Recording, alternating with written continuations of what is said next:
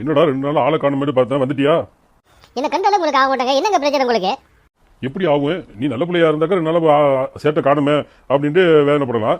நீ தான் உருப்படாதவன தலை தெரிச்சவனா இருக்கிறா, எதுக்கு உன்னை பத்தி யோசிக்கணும்? ஓரளவு தான் பொறுமை காப்பேன். பொறுமை போயிருச்சுன்னு வைங்க, அப்புறம் வாயிலிருந்து என்ன வார்த்தை வரும்னு சொல்ல முடியாது சொல்லிவிட்டேன். நீ என்னைக்கு நல்ல வார்த்தை பேசியிருக்கிறா? வாயை திறந்தாலும் எல்லாமே அவத வார்த்தை தானே வருது.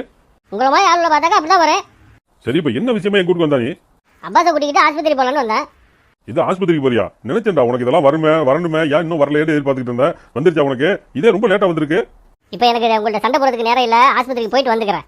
வாமாப்ல, எப்போ வந்தானே? ஏன் வெளியே நிக்கிறா? கையில் என்னடா எக்ஸ்ரே எல்லாம் வச்சுக்கிட்டு இருக்கா? அப்பாஸ் உனக்கு தெரியாதா?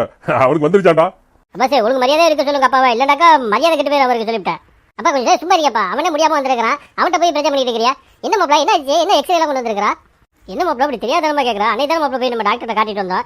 காட்டினப்போ எக்ஸ்ரே எடுக்கணும்னு சொல்லிட்டாரு. எக்ஸ்ரே எடுத்துட்டு வரும்போது அவர் போயிட்டார்ல வீட்டுக்கு, டாக்டர் இல்லை. அதான் இப்போ டாக்டர்